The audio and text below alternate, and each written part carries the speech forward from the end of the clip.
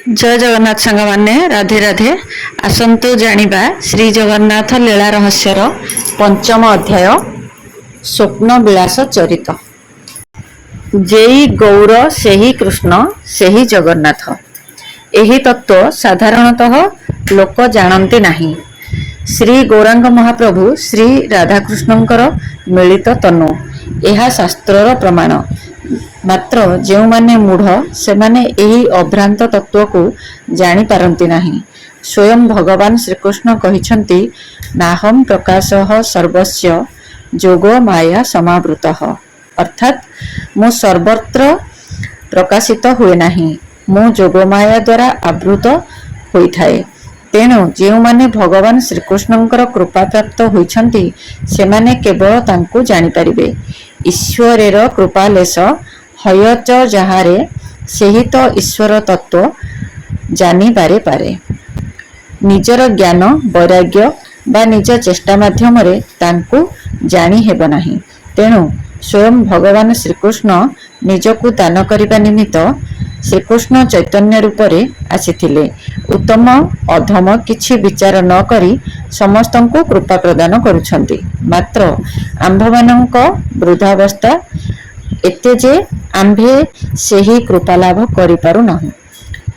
सेथिक निमित्त से आहुरी करुणा करी तांकर निज जनकु प्रपंचकु प्रेरण करुछंती।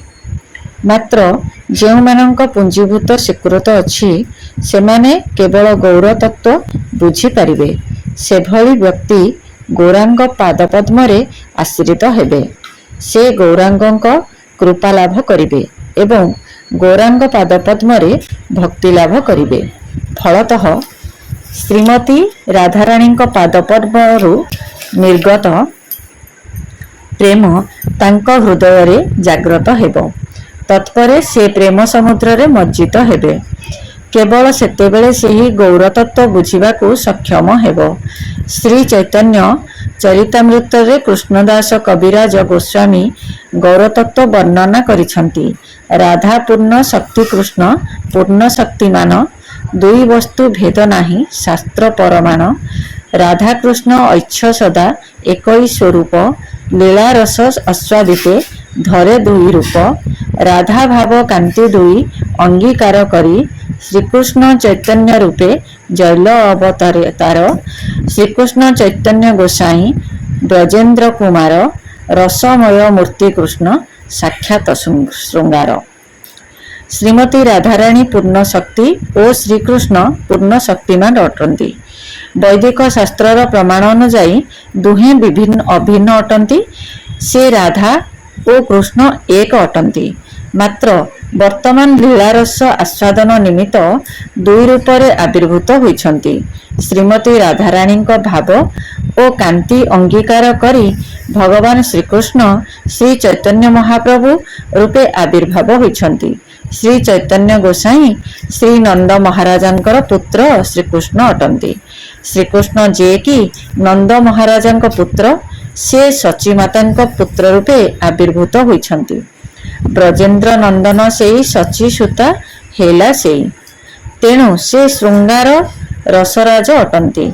किंतु जेतेबेले से श्रीमती राधाराणी भाव और कांति अंगीकार करती सेतेबेले से एक तनुरे श्री गौरांग रूपे आविर्भूत हुअन्ति। श्री नरहरि सरकार उल्लेख करिछन्ति चैतन्य भक्ति नैपुण्य कृष्णस्तु भगवत स्वयं तत्व प्रकाशत एकत्र कृष्ण चैतन्य उच्यते। स्वयं भगवान श्रीकृष्ण श्री चैतन्य रूपरे आविर्भूत हुअन्ति जे कि पूर्ण प्रेममय अटंती। जदि प्रेमर शेष सीमा अर्थात पूर्णतम भक्ति प्रेम कृष्णंक निकटरे जोग करा जाए तेबे से चैतन्य अटंती। श्रीकृष्ण परम पुरुष अद्वैय ज्ञान तत्व परतत्व वस्तु अटंती। किंतु जेतेबेले श्रीकृष्णंक सह भक्ति नैपुण्य जोग करा जाए से श्रीकृष्ण चैतन्य हुअन्ति। श्री सच्चिदानंद गौरांग श्री राधा और श्री कृष्णंक मिलित तनु अटंती।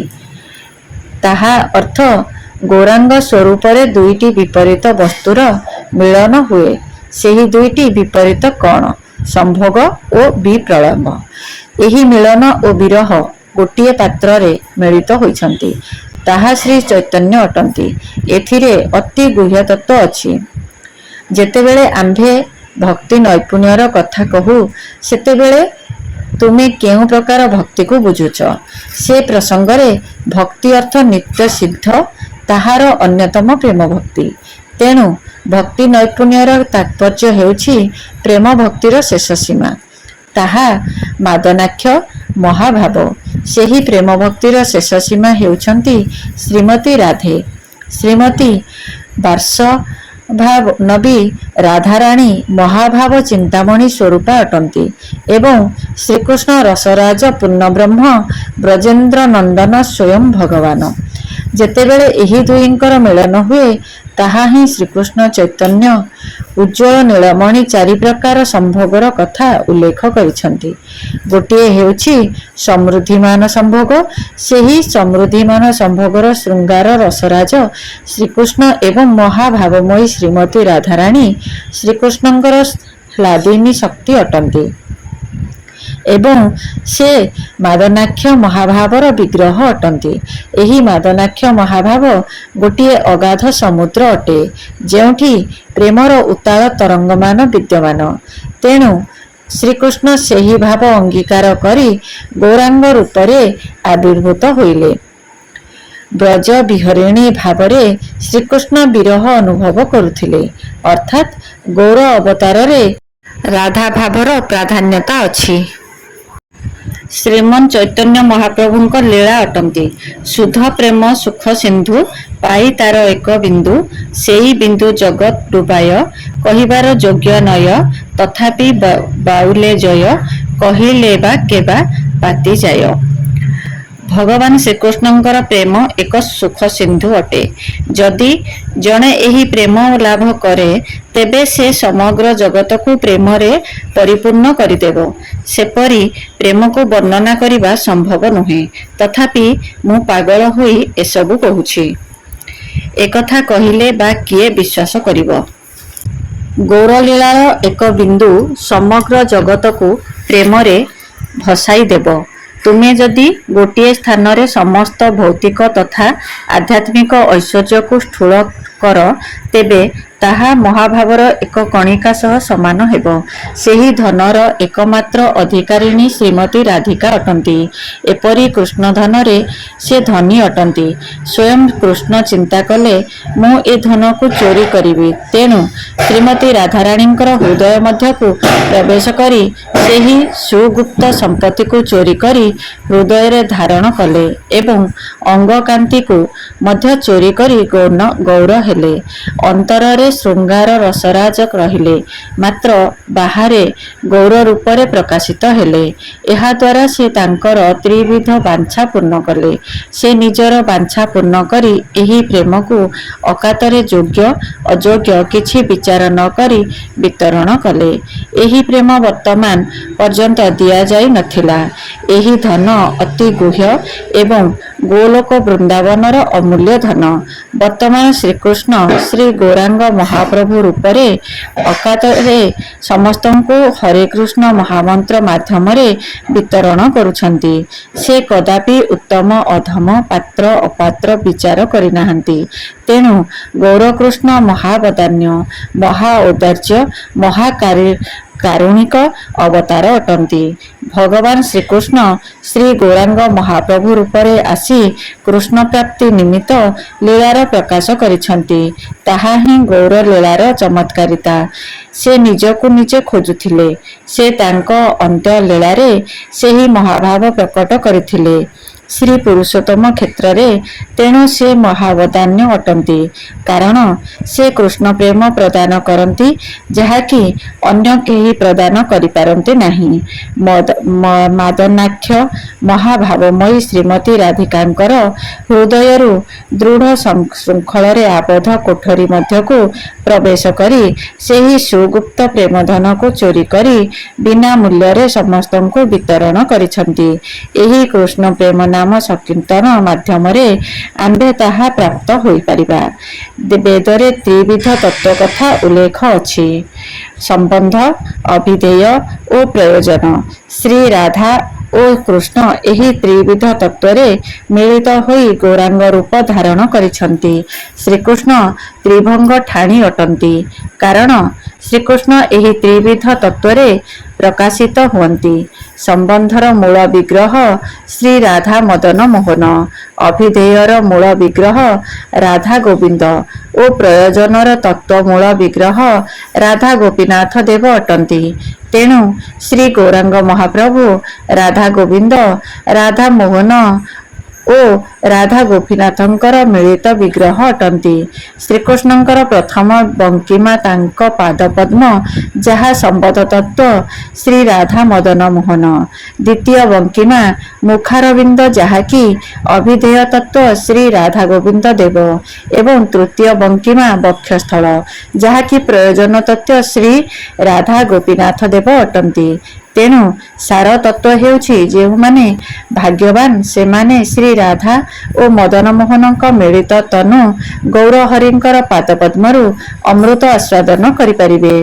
ଯେଉଁମାନେ ଆଉ ଅଧିକ ଭାଗ୍ୟବାନ ସେମାନେ ଶ୍ରୀ ରାଧା ଓ ଗୋବିନ୍ଦଙ୍କ ମିଳିତ ତନୁ ଗୌରହରିଙ୍କ ମୁଖାରବିନ୍ଦରୁ ଅମୃତ ଆସ୍ୱାଦନ କରିପାରିବେ ଏବଂ ଯେଉଁମାନେ ଅତ୍ୟନ୍ତ ଭାଗ୍ୟବାନ ସେମାନେ ଶ୍ରୀ ରାଧା ଗୋପୀନାଥଙ୍କର ମିଳିତ ବିଗ୍ରହ ଶ୍ରୀ ଗୌରହରିଙ୍କର ହୃଦୟରୁ ନିର୍ଗତ ଅମୃତ ଆସ୍ୱାଦନ କରିବେ। ଏଠାରେ ସନ୍ଦେହ ହୋଇପାରେ, ଶ୍ରୀ ରାଧାକୃଷ୍ଣଙ୍କର ପ୍ରଥମେ ଏକାତ୍ମ ହୋଇଥିଲେ ସୁଦ୍ଧା ଦେହଭେଦରେ ଦୁଇ ସ୍ୱରୂପ ରୂପରେ ପ୍ରକଟିତ ହୋଇଛନ୍ତି। ଏହା ପୂର୍ବରୁ ପ୍ରଥମେ ଯଦି ଏକ ଥିଲେ ଅର୍ଥାତ୍ କୃଷ୍ଣ ସ୍ୱରୂପରେ ଥିଲେ, ତେବେ ସେହି ସ୍ୱରୂପରେ ରାଧାଜୀ ନଥିଲେ।